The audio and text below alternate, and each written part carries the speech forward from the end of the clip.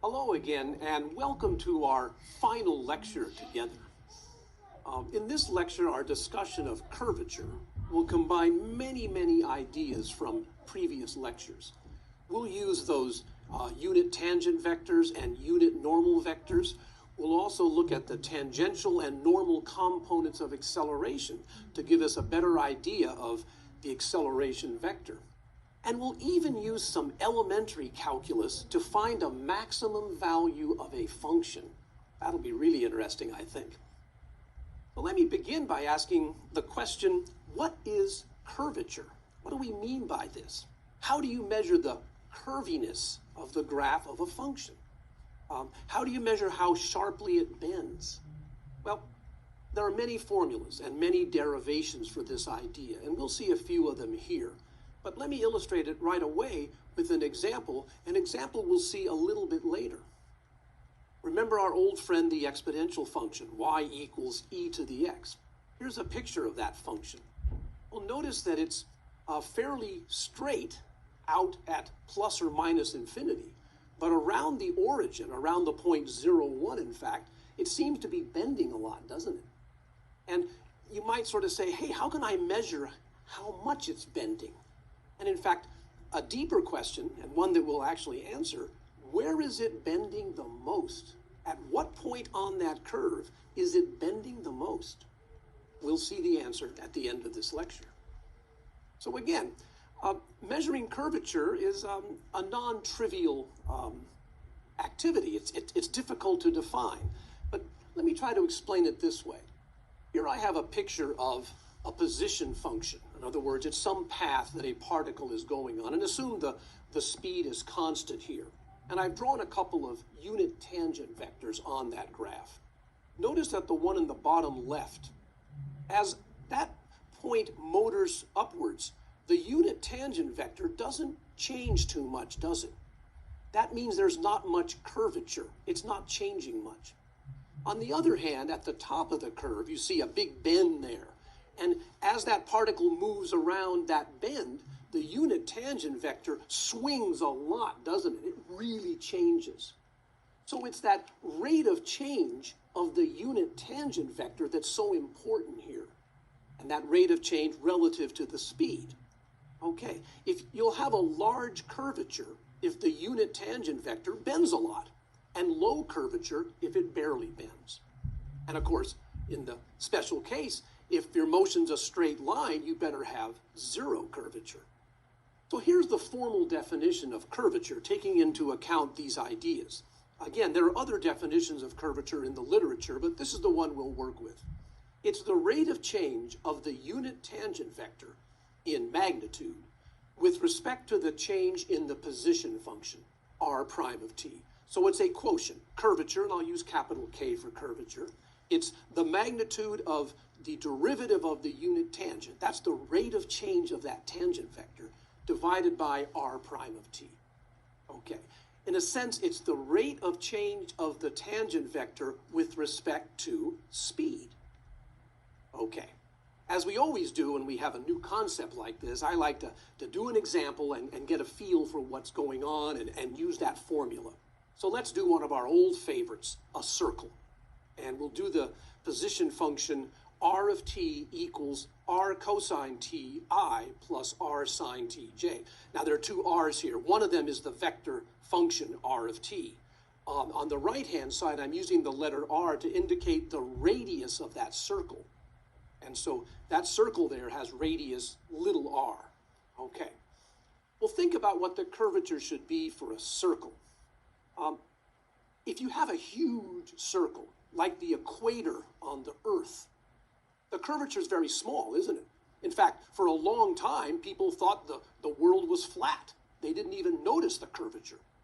On the other hand, if you have a small radius, like the radius, say, of my wedding ring, then the curvature is very large there.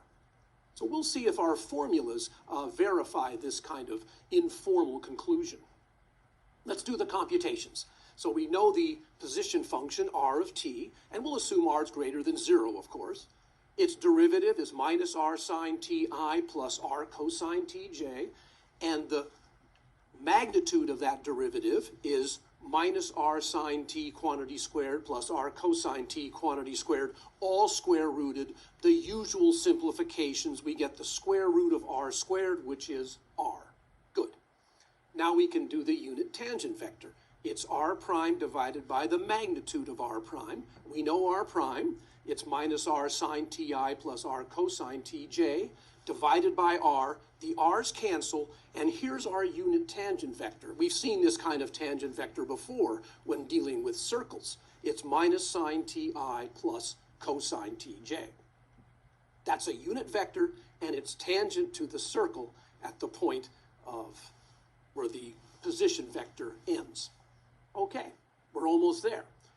What's the curvature formula say? Oh, you have to compute t prime, so let's do that. So that's minus cosine ti minus sine tj, and its magnitude is 1. So the curvature is the magnitude of t prime divided by the magnitude of r prime. The magnitude of t prime was 1, the magnitude of r prime was r, and so our curvature is 1 over r, the reciprocal of the radius. And that makes sense, doesn't it? If you have a large circle, large radius, you'll have small curvature, like Earth. And if you have a small circle, then 1 over r will be large, and you'll have a large curvature. Okay, good. Isn't that neat? It really reflects what we think intuitively about curviness, doesn't it? Let's do another example. What do you think the curvature is for a line? Right. I bet you it's 0, but let's do the mathematics to make sure we're right.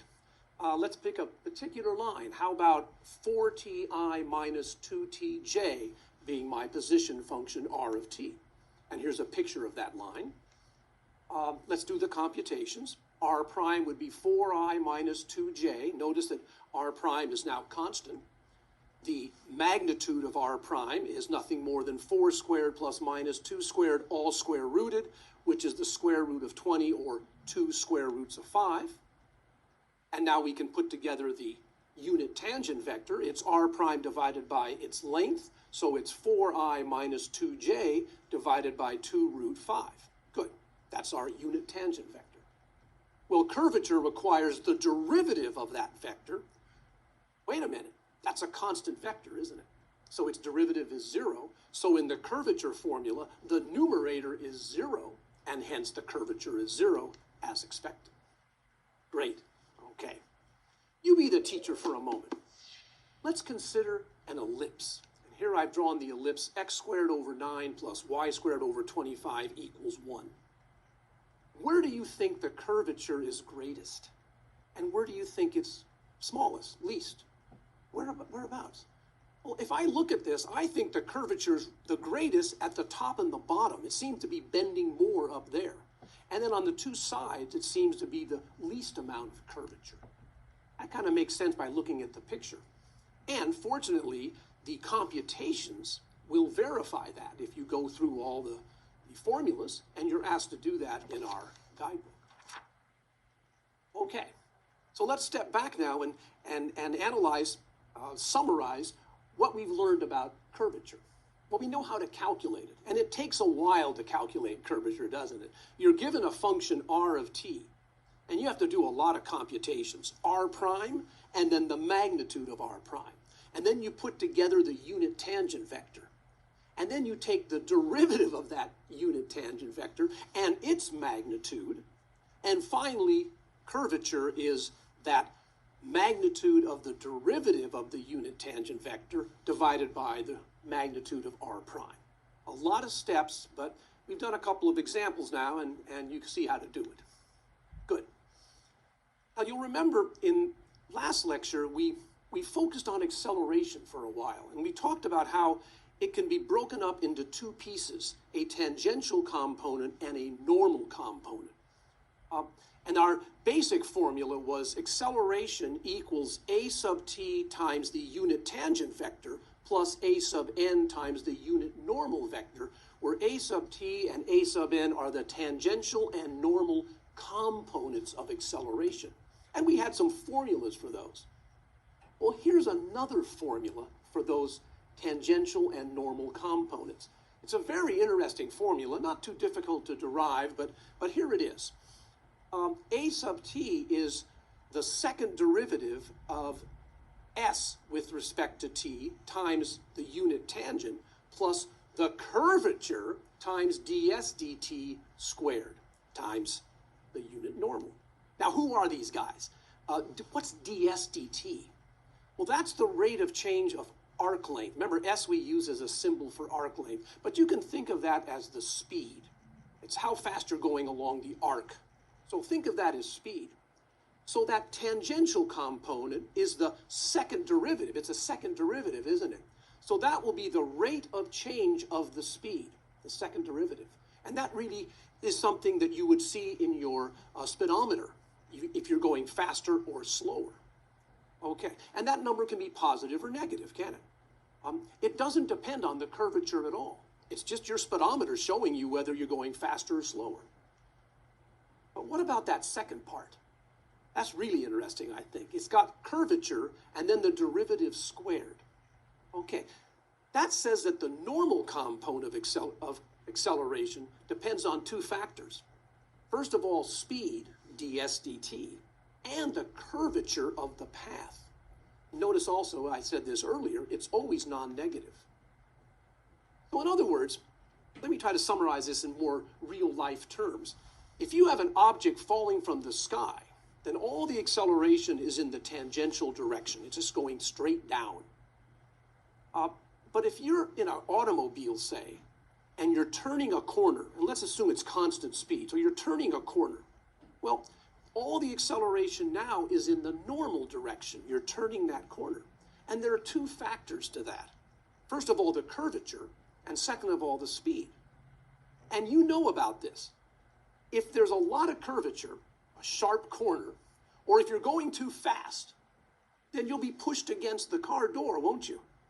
And both those factors come into play because they're both part of that normal component of acceleration. Okay, let's go back to our opening example now. I'd like to compute the curvature of one of my favorite functions, if not my favorite function, the exponential function, a function we've seen in many, many lectures. I'm going to compute its curvature at any point, and then I'm going to find out where the curvature is greatest. Okay, but the exponential function's in the form y equals f of x. We need a formula for curvature for functions of this form. And here is the formula. Given a function y equals f of x, you can derive the following formula for curvature. It goes like this. It's a quotient, and in the numerator is the absolute value. This is now the absolute value of y double prime, second derivative, divided by 1 plus the first derivative squared, all raised to the 3/2 power. Wow. Looks fairly complicated, but we'll use that formula. You'll see it's pretty easy to use. And of course you might ask, hey, where'd that formula come from? It's not a difficult derivation. All you have to do is take your function y equals f of x and write it as a vector-valued function. R of t equals xi plus f of x j, and then do the computations for curvature, and this formula will pop out. Okay, let's use our formula for the exponential function. We need to have the first and second derivative. That's very easy, so it's all e to the x, first, second derivative, etc.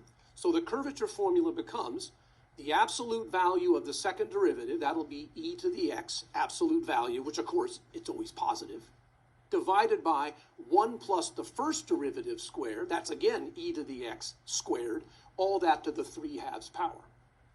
And so we end up with this very nice formula, curvature equals e to the x divided by 1 plus e to the 2x raised to the 3/2 power.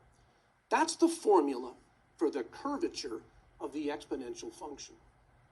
Now, think of this for a moment. Forget about the exponential function for a moment. Just look at this function. It's some function of x. K is a function of x. You could graph that function, couldn't you?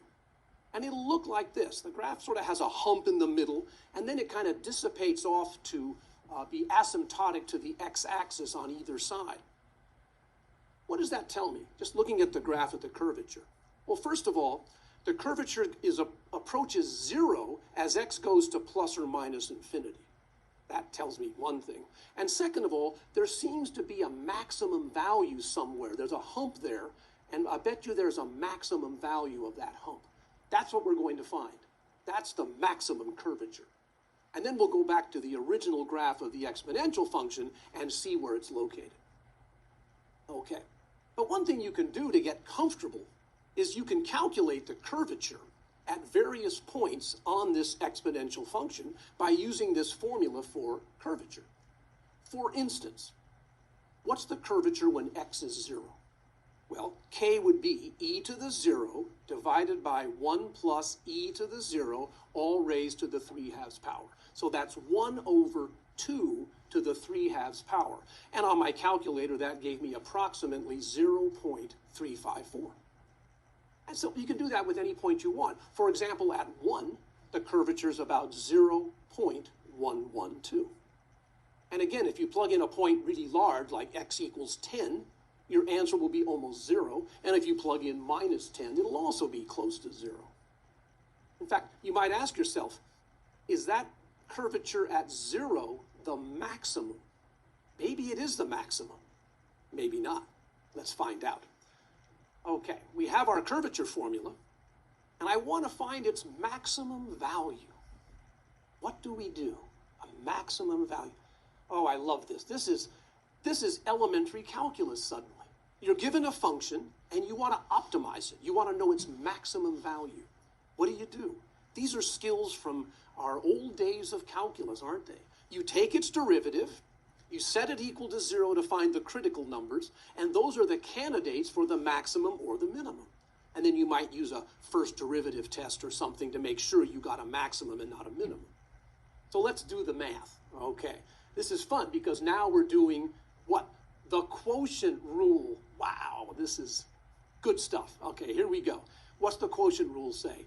Bottom times the derivative of the top, so I'll write that down, minus the top function times the derivative of the bottom function. That's a chain rule now. That'll be 3/2, 1 plus e to the 2x to the 1/2, you drop the exponent 1, times the inside derivative, 2e to the 2x, divided by the bottom squared, so that'll give you 1 plus e to the 2x to the 3/2 squared.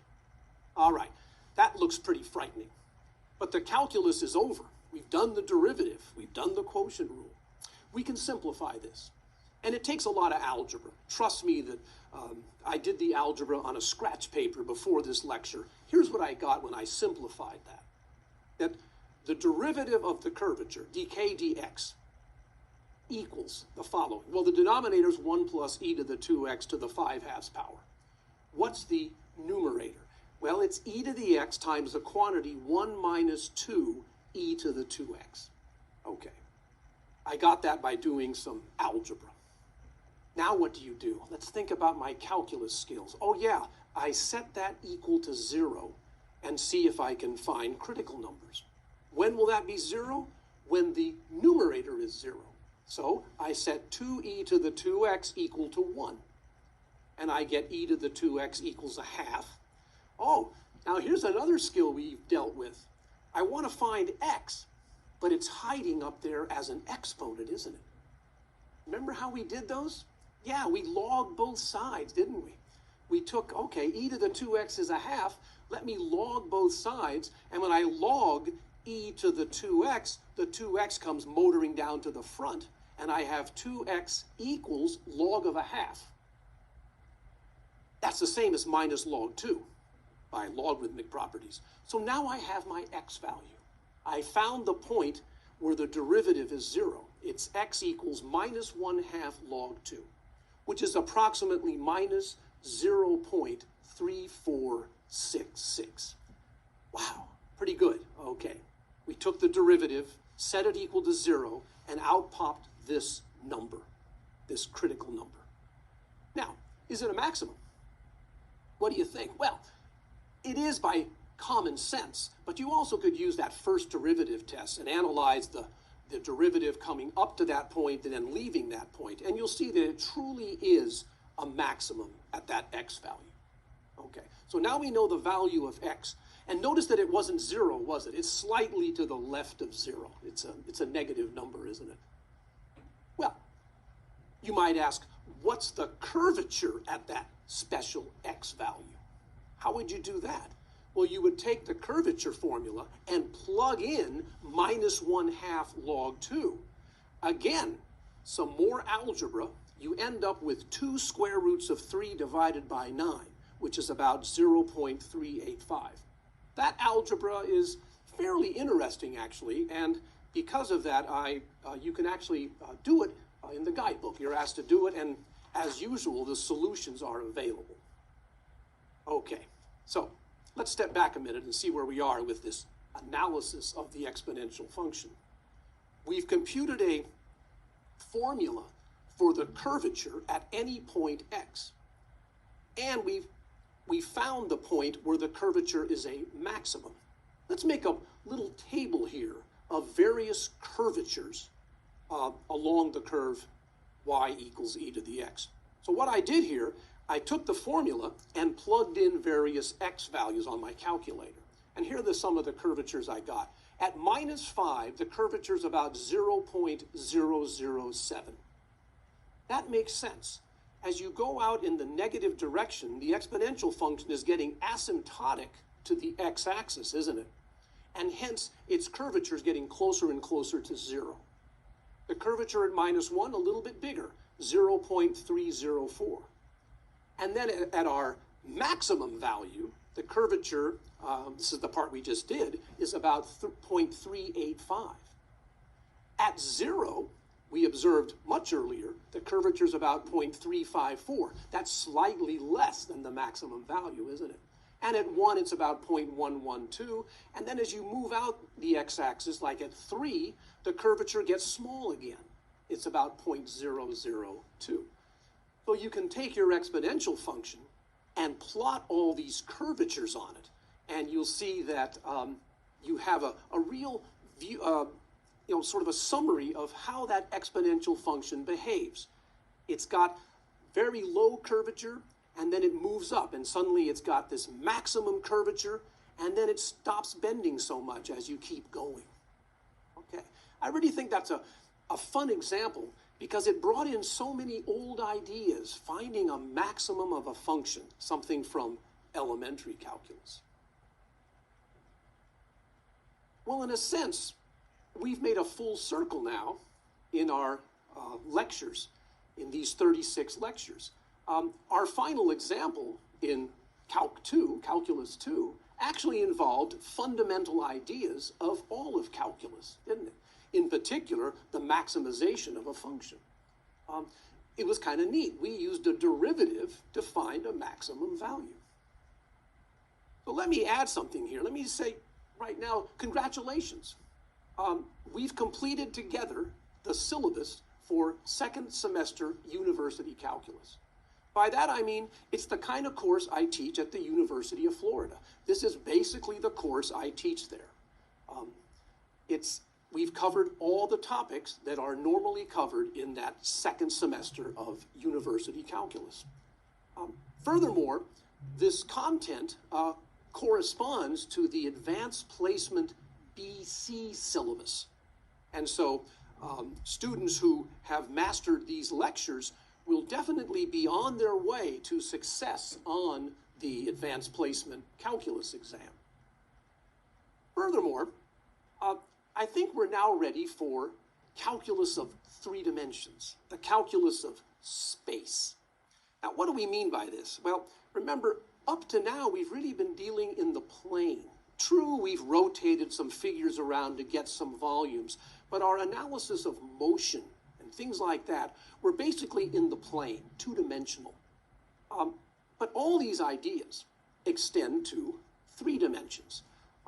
Now we don't just limit ourselves to the XY plane, but we have a 3rd dimension, often called the Z-axis, which now means we're in 3-dimensional space.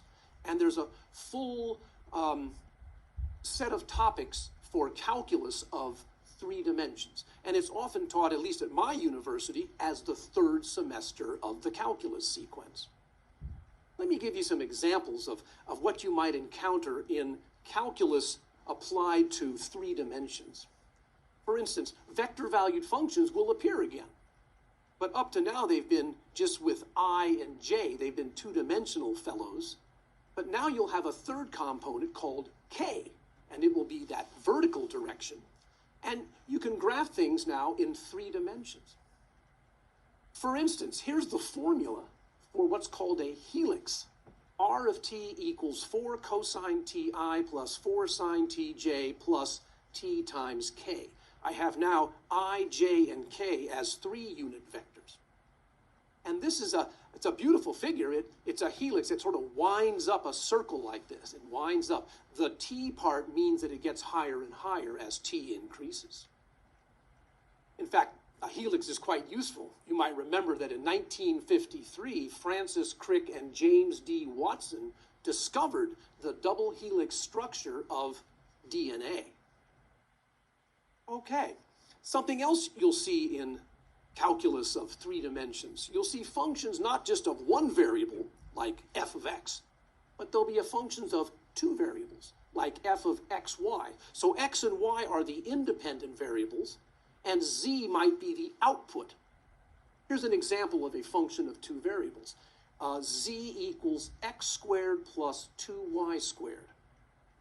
Here's how this function works.